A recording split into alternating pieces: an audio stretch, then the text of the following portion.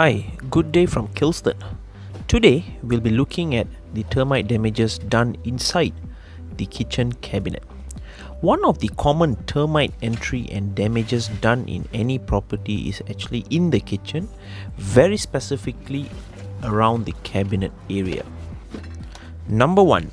The cabinets houses incoming and outgoing water pipes, and many times these pipes may be leaking, and the water softens the wood, and this soft wood attracts termite activity.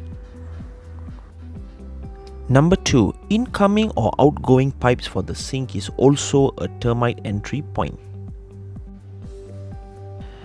Once termite starts attacking the cabinets, it's a matter of time they start spreading elsewhere and move upwards through the termite mudtube.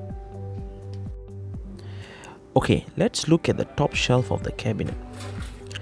The owner of this property has made it easy for us by removing the items. Here we notice termite mudtubes which signal termite activity.